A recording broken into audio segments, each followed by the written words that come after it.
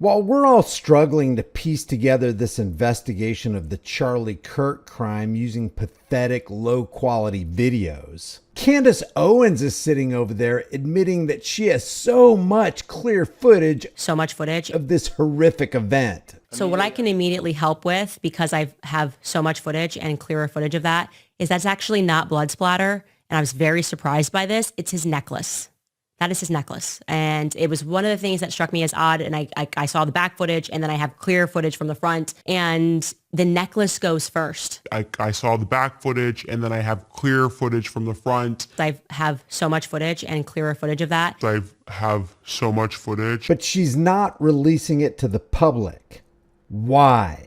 In an effort to stay on top of what's going on with the Charlie Kirk murder and all of the fallout that happened after Charlie Kirk's murder and the rhetoric that the government is using, I think it's important to continue to listen to what people are saying about this, specifically people who were in Charlie Kirk's inner circle like Candace Owens. And a lot of people have asked me, do you not trust Candace Owens? What's wrong with you, Brian? I don't trust anybody that I don't personally know, and neither should you. Candace is one of the few people, and this isn't me. I don't have anything personal against Candace, okay? Or anybody for that matter. But I do have a lot of questions. This is the only person who is personally admitted to seeing the high quality, possibly 4K, no doubt 4K footage of the TPUSA cameras. And she spent all of her time on that video telling us what she didn't see instead of telling us what she actually did see. There are so many people out there picking apart the low quality, low resolution video footage that everybody's coming to completely different conclusions. You got a hand pistol, on a sleeve. You got chairs falling through tables. You've got what looks like a handoff. You got other people saying, no, it took place on the right side of him, and there's some guy at a potted plant. We're going to watch Candace Owens' review of Range Day Bros video, who's one of the people that is putting forth the idea, the hypothesis, that the shooter was on the right side of Charlie Kirk to Charlie's left side if you're looking at him under the tent straight on. And she says something that I really want to hone in on. And the reason this is important is because the powers that shouldn't be are always using tragedy and crisis to promote policies and agendas and to get out rhetoric that endangers the rest of us. And it creates a mass formation psychosis that affects everybody that is in your zone of influence who's paying attention to these things. It's like the Convid 1984 by George Orwell, where they conned us into wearing ritualistic shame muzzles or taking bowing down at the altar of Big Pharma. And then everybody's putting pressure on their family members. You couldn't even visit a family member, like an elderly family member in a hospital. You couldn't participate in family celebrations in some areas. That's why this is important, because when you create mass formation psychosis and you get a whole lot of people to believe a government-funded, government-sanctioned lie, it affects everybody. Listen to this. Okay, I want to at first address, because I've received so many emails. Candace, have you seen this? Have you watched this? And it is Range Day Bro on YouTube. And the video is just absolutely viral. It's got 6 million views. And by the way, I am so happy that it's got 6 million views. Everybody investigating this is exactly what we need. And nobody is going to be perfect. We're going to get things wrong. And we can only work with the information that's been given to us. And for whatever reason, it's very limited. So every time anything that I'm debunking here is just because I want to help focus his investigation. But so he presents an argument that you can see a muzzle flash. And there is one element of his video where he shows what he believes to be blood splatter as an entry point on Charlie's neck. So we can watch that, take a listen. And in that video, you can see the same, what appears to be the bullet coming down, and it does line up with the actual gunshot itself. We're not counting gang violence. Great. So this video was created by a friend of mine who is a Marine. You'll see him here at the end. This is the angle he is showing the shot coming from, showing where Charlie was sitting and the angle of the shot, which will correspond with this video here, which unfortunately we will blur out Charlie's face, but we will show what is necessary to prove that this was an entry and exit wound. So you'll see him circle the highlighted area right there, and you'll see the exit wound corresponding after, a split second after, as it would from an entry and exit wound. So in this footage, you can clearly see that Charlie is shot from his back right, and there's blood splatter coming out of the entry wound. Okay. So what I can immediately help with, because I have so much footage and clearer footage of that, is that's actually not blood splatter. And I was... Okay. I have so much footage and clearer footage of that. Candace, where is it? Why haven't you released it? Why don't we have access to it? There are a lot of people doing a lot of investigations to find out what the hell happened, and it sure would help in the investigative process if we had all that footage that's a lot clearer. We're going to listen to what she says again, but hey, Candace, if you're watching this, where's the footage? Why hasn't it been released? What did you actually see when that TPUSA guy showed you the high-resolution 4K camera footage from behind? And did you see the high-resolution 4K footage from the camera that was stationed at Charlie's front left? These are important questions, and we all need some answers. So what I can immediately help with, because I have so much footage and clearer footage of that, is that's actually not blood splatter. And I was very surprised by this. It's his necklace. That is his necklace. And it was one of the things that struck me as odd. And I saw the back footage, and then I have clear footage from the front. And wait, I saw the back footage and I have clearer footage from the front? None of us, as far as I know, has clear footage from the front. And none of us have seen the back footage. Where is it? And why is Candace appearing to act like a gatekeeper for the information that we all need? And the necklace goes first.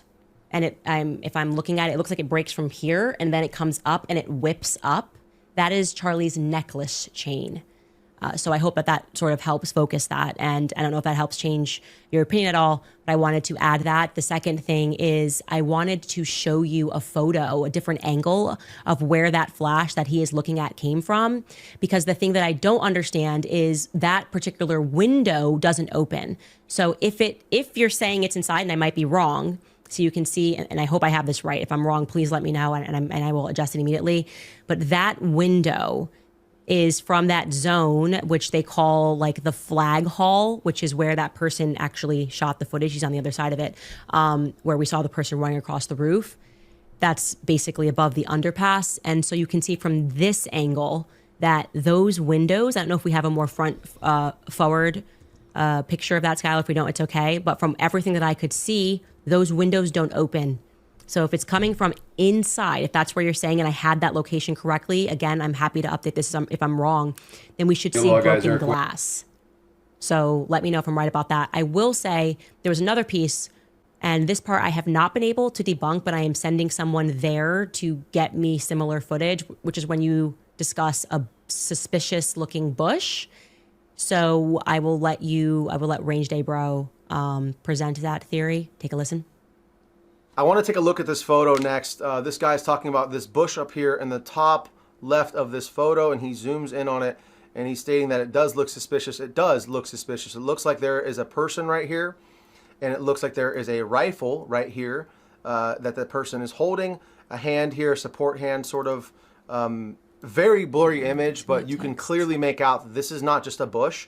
This is a human skin tone right here, and this correlates with a human head and hair, and a rifle in the exact kind of crucifix shape of an AR-15 with an optic on it mounted up. By the way, I've seen another video on this, and they do a zoom in on the bush, and they do a Google satellite search image, and it just looks like a bush. I don't think there's anything to that rifleman in the bush.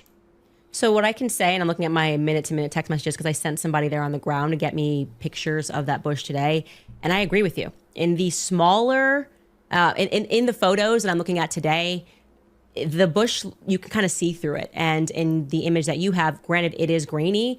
It doesn't seem like you can see through it. So I am interested in that, and I am prodding that narrative, and I will let you know what I come up with. Anyways, again, the point of me doing that was just to help further direct your theories. Everybody is coming out with ideas, and I think that's great. Until the feds answer our questions, until we see more footage of what took place that day, all of us need to stay on top of it, because we all sense that something is very wrong and we are not getting the truth.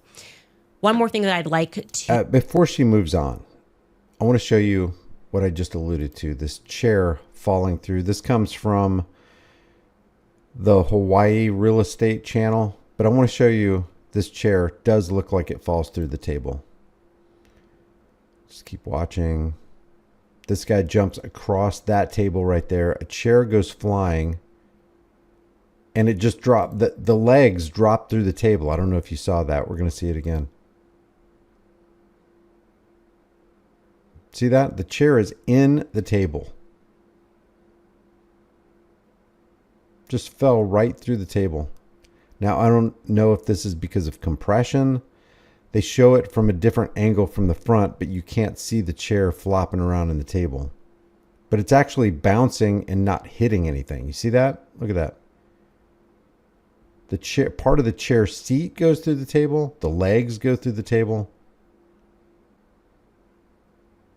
That is definitely a strange video artifact, at the very least. And as far as what Candace Owens is saying, she is telling us she has much better footage, and yet she wants us to just follow her words and be steered by her directives, when all we would have to do is just see the video so that we can make our own decisions and come to our own conclusions about what our own eyes are seeing.